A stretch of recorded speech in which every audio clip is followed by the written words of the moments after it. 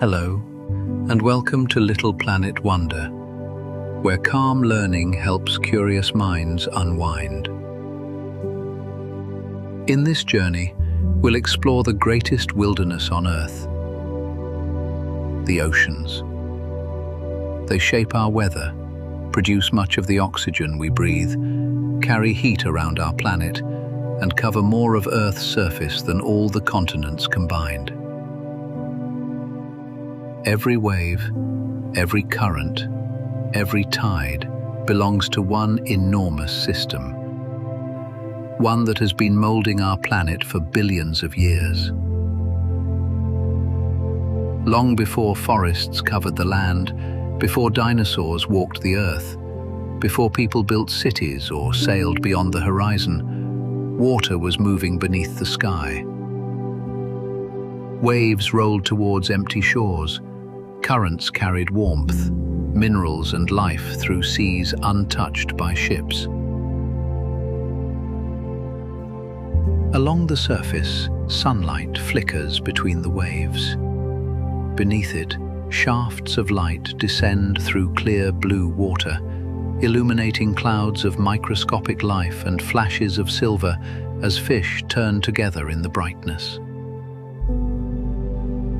Farther from land, the seafloor begins to fall away.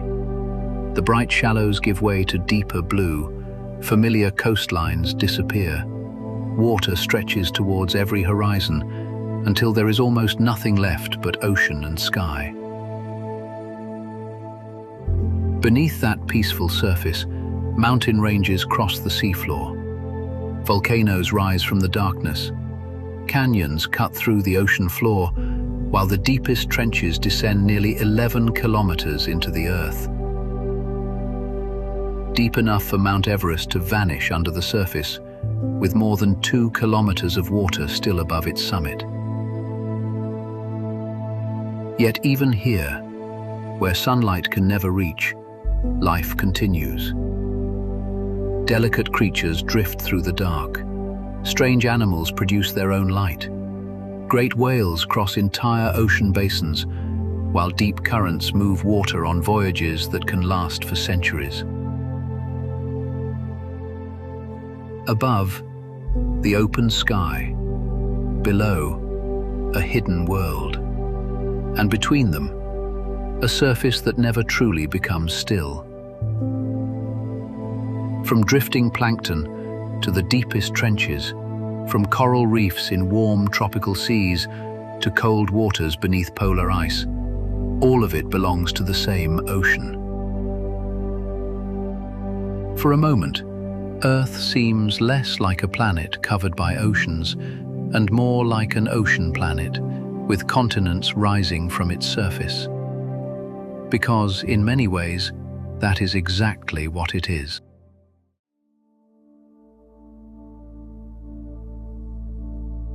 When we look at a map, the oceans are given different names. The Atlantic, the Pacific, the Indian, the Arctic, the Southern Ocean. But the water itself doesn't recognize the labels. In reality, there is really one connected global ocean, divided into regions by continents, currents, and the names we place on maps. A drop of rain falling into the Pacific today may one day drift into the Atlantic. Water touching Antarctica can eventually reach warm tropical islands thousands of kilometers away.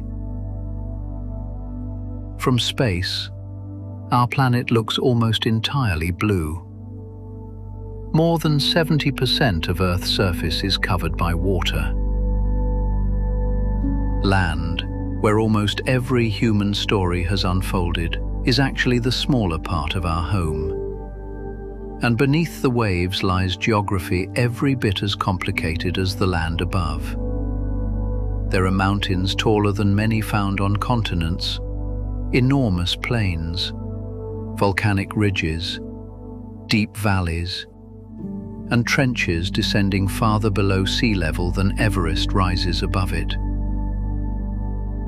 Much of this landscape has never been seen directly by human eyes. Some underwater mountains have never been visited. Some valleys remain unexplored. Entire ecosystems continue their lives in darkness, far beyond anything visible from the surface. The ocean is not simply beside our world. It is the world. Near the surface, everything begins with light. Rays filter through the clear water, filling the upper ocean with energy. Tiny organisms drift through these bright waters. Most are far too small to see without a microscope. Among them are phytoplankton. Like plants growing in a forest, phytoplankton use sunlight, water, and carbon dioxide to make food. And as they do, they release oxygen. Roughly half of the oxygen produced on Earth comes from the ocean, much of it from microscopic organisms. Forests, gardens, grasslands, and the living surface of the sea all share in the work of filling Earth's atmosphere with oxygen. A bucket of ocean water may look almost empty, but within it can be a crowded world. Countless microscopic organisms, tiny animals, minute eggs, young larvae, invisible hunters. Some will grow into fish, jellyfish, or crabs. Others will remain microscopic for their entire lives. The calmest patch of water may still hold life we simply cannot see. And from these drifting specks, entire food webs begin. Plankton supports small animals. These become food for fish, and fish support larger predators. And in some parts of the ocean, microscopic life ultimately helps feed the largest animal that has ever existed. The greatest stories of the ocean often begin with things almost too small to see.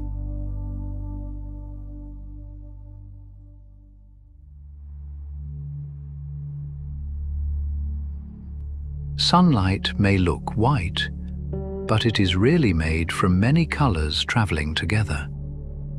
When sunlight enters the sea, water absorbs some of those colors more easily than others. Reds disappear first, then oranges, then yellows. Blue travels farther through the water, leaving the upper ocean filled with its familiar color. That is why the ocean appears blue, not simply because it reflects the sky, but because blue light travels farther through the water itself. Lower a white cloth beneath the surface, and at first every color remains. But meter by meter, the world begins to change. Warm reds fade, bright oranges follow, then the yellows. Colors that seemed ordinary at the surface gradually vanish, until the underwater world is dominated by cooler shades. A red fish can appear almost black in deeper water because there is no longer enough red light left to bounce from its scales. Deeper still, even the blue begins to weaken. The light dims, edges soften. Shapes become difficult to recognize. Eventually, the final traces of daylight fade away. Below this point, there is no sunrise, no sunset, no shafts of sunlight reaching down from above. Only darkness. Yet, life does not disappear with the light. Some creatures have found another way. They create their own. Beyond the reach of sunlight lies one of Earth's least familiar places, the deep ocean. A world where morning never arrives, temperatures hover just above freezing. The weight of the water increases with every meter. For roughly every 10 meters of depth, the pressure rises by another atmosphere. In the deepest trenches, it becomes more than 1,000 times greater than at the surface, a pressure capable of crushing almost anything designed for life on land. And still, life is here. Some creatures move slowly, conserving energy where food can be difficult to find. Others wait. Fish with transparent heads, giant squid gliding almost unseen, jellyfish pulsing through black water, animals with enormous jaws, needle-like teeth, or eyes able to detect the faintest distant glow. Some species have almost abandoned eyesight. Others have developed eyes of extreme sensitivity. And many produce light of their own. This is called bioluminescence. Inside their bodies, chemical reactions create flashes of blue or green. A light can attract prey, warn a predator, signal to a mate, reveal another member of the same species. For a moment, nothing moves but the dark. Then a single blue spark appears. It fades. Another glows nearby. Then another. Tiny points of light begin appearing through the water, like stars awakening beneath the sea. This world may seem completely separated from the surface, but even here, sunlight matters. Tiny particles of organic material fall continuously from the bright waters above. Fragments of plankton, waste, the remains of plants and animals. A slow snowfall of food descending through the ocean. Marine scientists sometimes call it marine snow. It can take weeks to reach the deeper layers. By the time it arrives, it may be one of the only sources of food available. Far beneath the waves, there are no forests, no birdsong, no daylight. Only slow movement through a permanent night. It feels less like another part of Earth and more like another world entirely.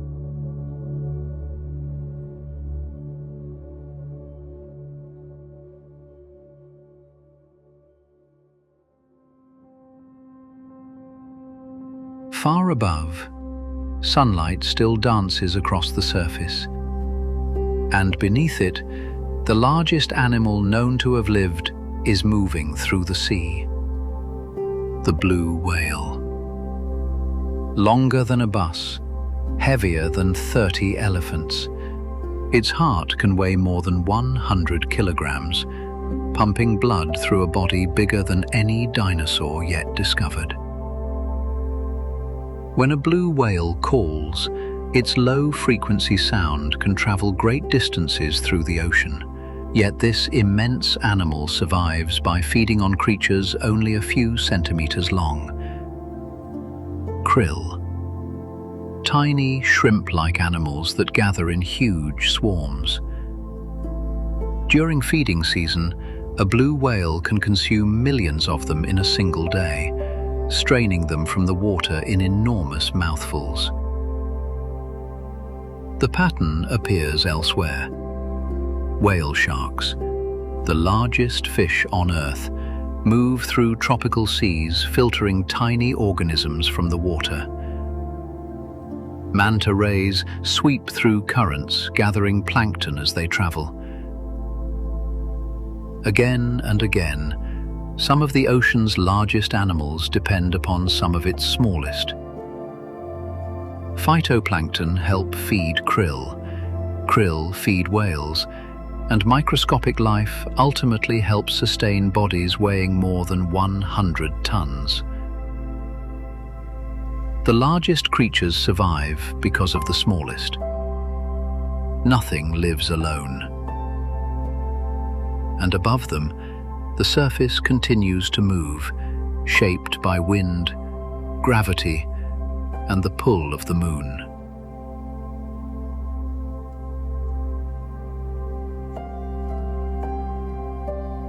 The surface of the sea is almost never completely still. A breeze creates ripples. Stronger winds transfer more energy into the water, building waves that can travel hundreds or even thousands of kilometers across the open ocean. A wave reaching a beach today may have begun far beyond the horizon, formed by a storm days earlier. But beneath the movement of waves is another rhythm. Across much of the world, the sea rises and falls roughly twice each day. These are the tides. Waves are mainly created by wind. Tides are driven by gravity. The moon pulls on Earth's oceans. The sun contributes too. As Earth rotates beneath these gravitational forces, coastlines pass through regions of higher and lower water. The sea rises, then retreats. In some places, the difference is small. Elsewhere, the change between high and low tide can exceed the height of a 5-story building. As the water withdraws, rocks emerge. Sandbanks appear. Pools remain between stones. For a few hours, places that were underwater become exposed to air. Then the sea returns. The pools disappear. The rocks vanish beneath the surface, and the coastline changes again. The ocean is patient. Some of its greatest movements are also its slowest.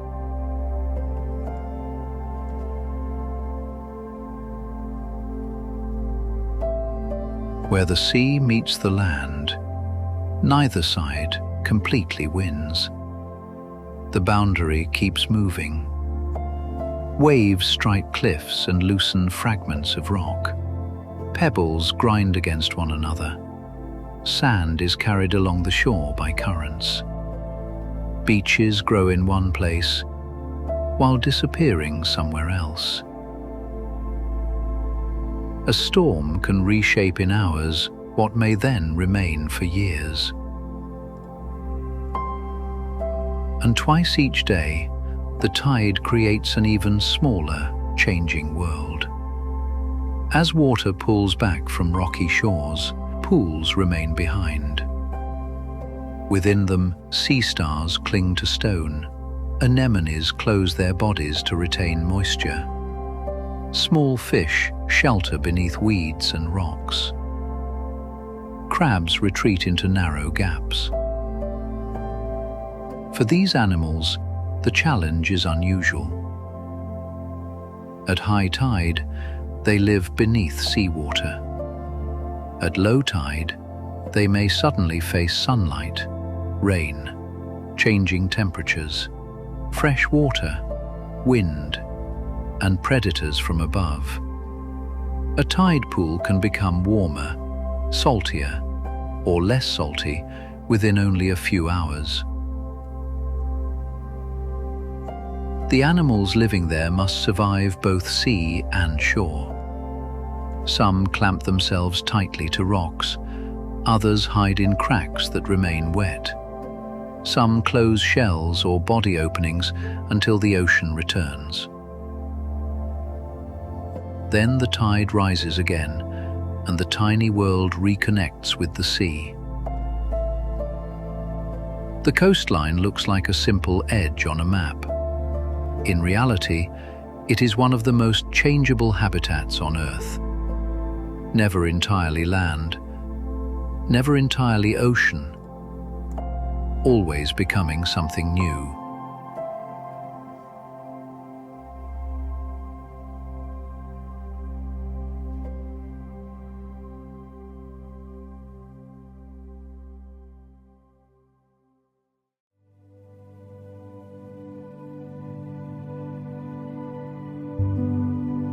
In warm, clear, shallow seas, tiny animals begin forming structures that can outlast untold generations.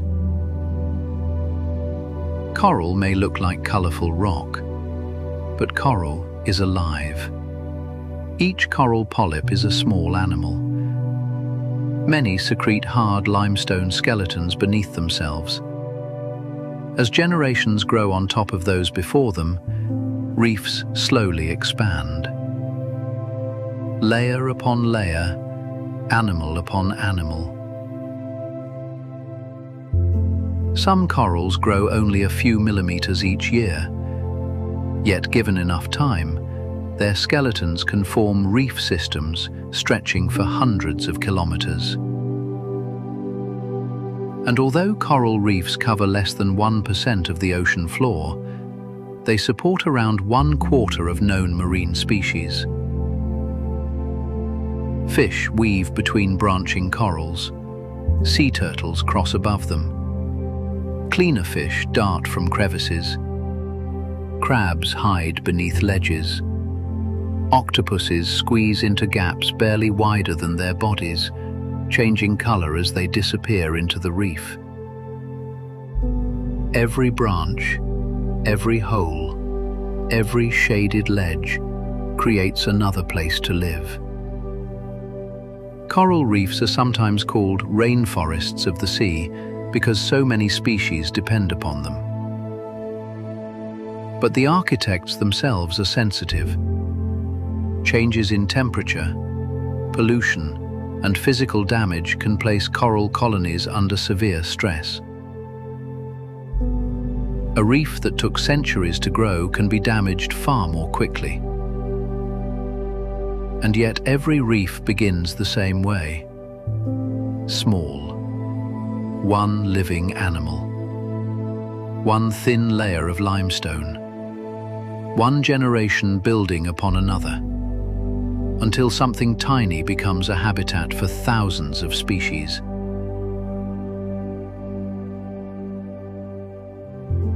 Far away, where the water grows cooler, another kind of underwater forest begins. In cooler seas, long ribbons of kelp rise towards the light.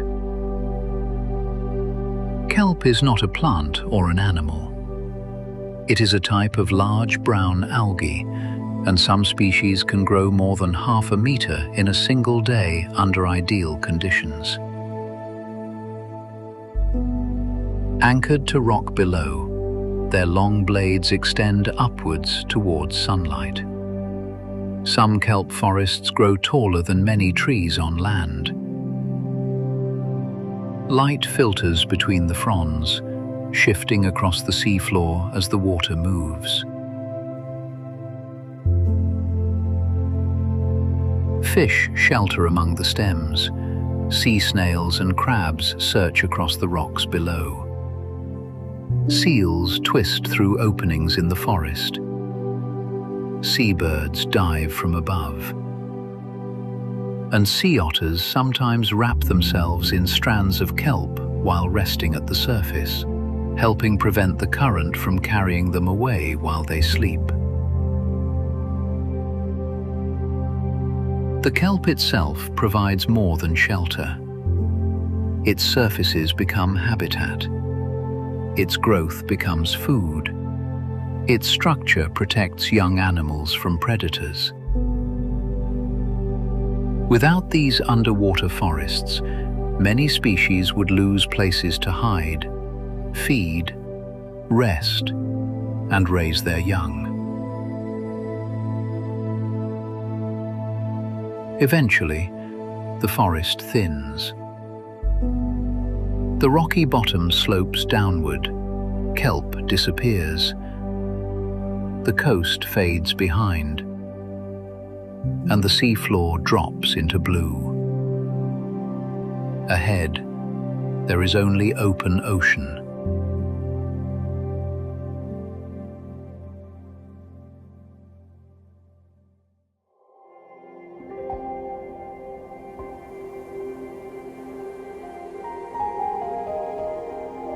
Far from land, the world becomes simple. No beaches, no cliffs, no forests beneath the waves. Only water extending beyond the horizon. There are few landmarks, no roads, no signposts. Yet animals cross this open world with remarkable accuracy. Sea turtles can travel across entire ocean basins, then return to regions close to the beaches where they hatched. Whales move between distant feeding and breeding grounds. Some sharks cover thousands of kilometers through open water. Scientists have discovered that several marine animals can detect information from Earth's magnetic field. The planet itself may help provide part of their map. Sunlight, stars, ocean currents, water temperature, smell. Different species combine different clues. What looks like empty water to us is, to them, full of directions. Even the water itself is moving. Currents carry heat and nutrients across the planet. Some animals swim through them. Others simply drift. And when daylight begins to disappear, the open ocean changes again. Not across thousands of kilometers, but straight upwards. Every night, almost everywhere on Earth.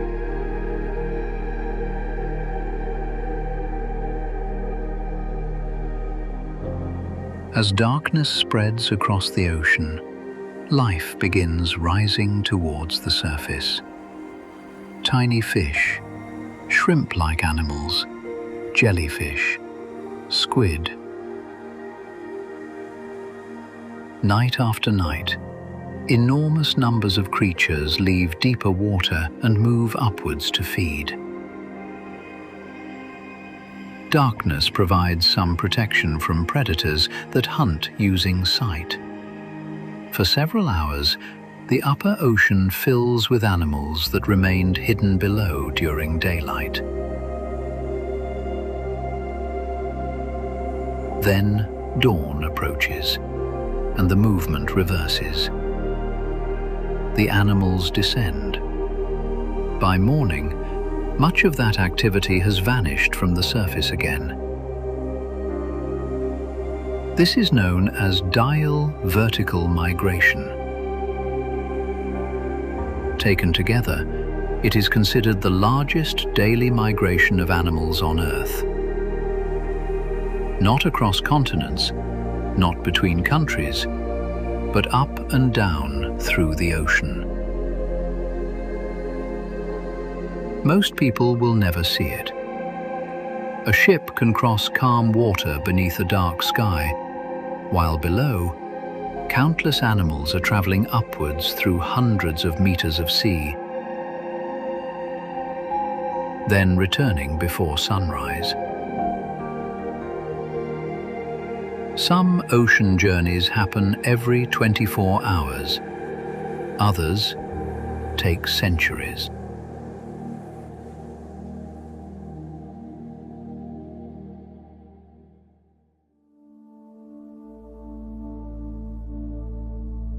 In the far north and south, surface water can become intensely cold. When seawater freezes, much of its salt remains behind. The surrounding water becomes saltier, denser, heavier, and slowly it sinks. Deep beneath the surface, cold, dense water begins moving through the ocean.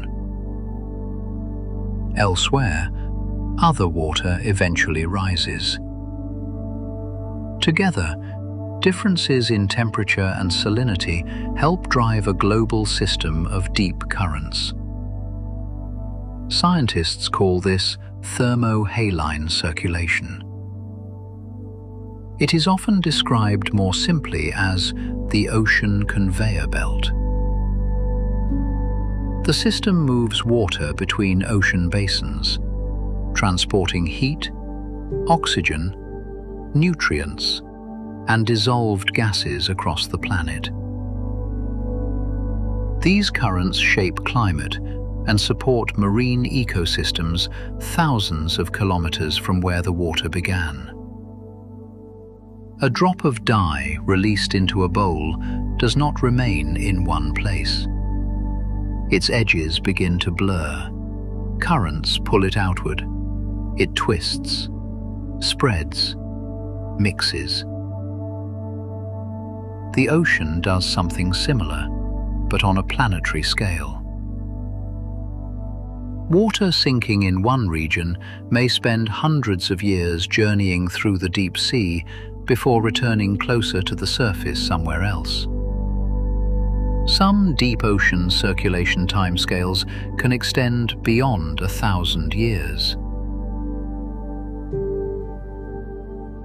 No coastline reveals this movement. From shore, the sea may look almost motionless. Yet far below, water is traveling between continents and hemispheres, connecting cold polar seas to warmer oceans, moving through a system larger than any river on Earth. Everything moves. Nothing remains completely separate.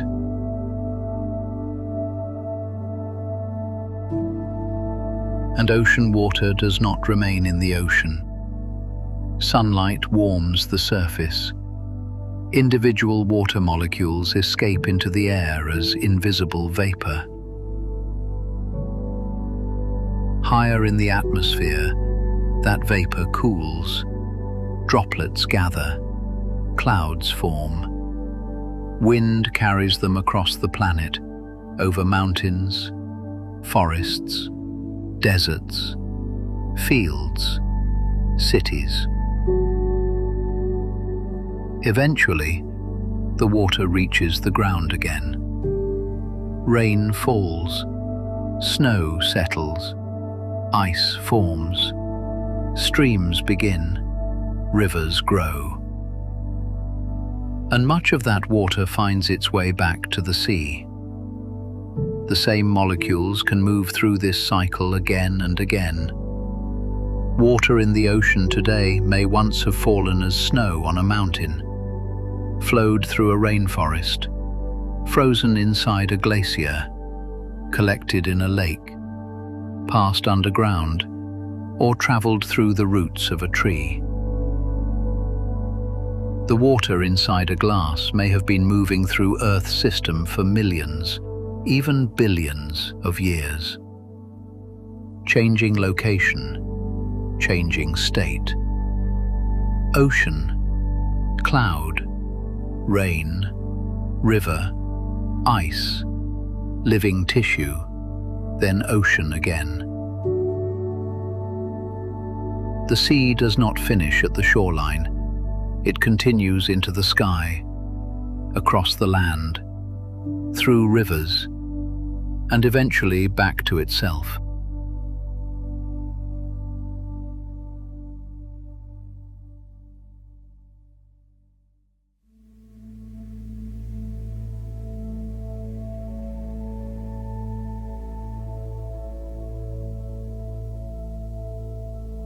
Across the surface, a wave rises,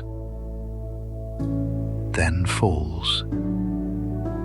Beneath it, phytoplankton drift in sunlight. Farther down, blue fades into darkness. A point of living light appears.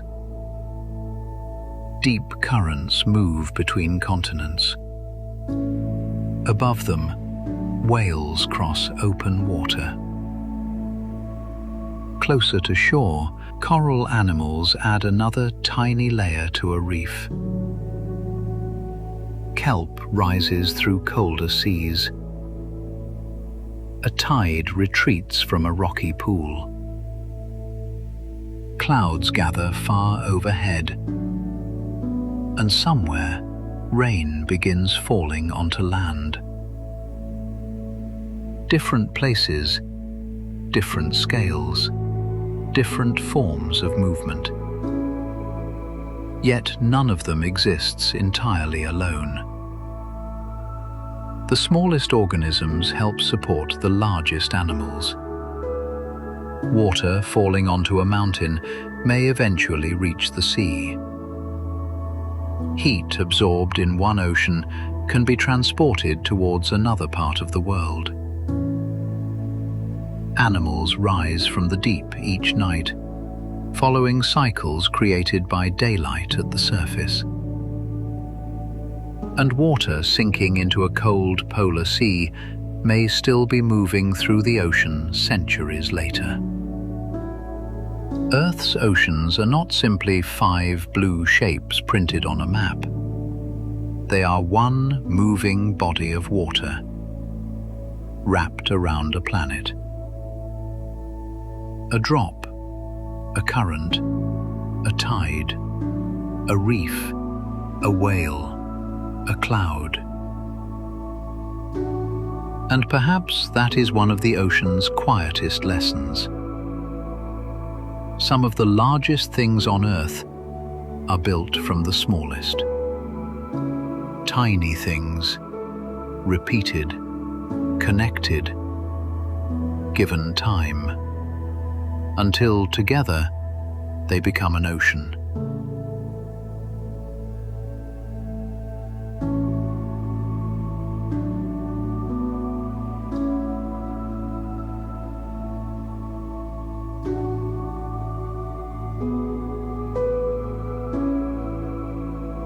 Thanks for listening, and for exploring these moments with Little Planet Wonder.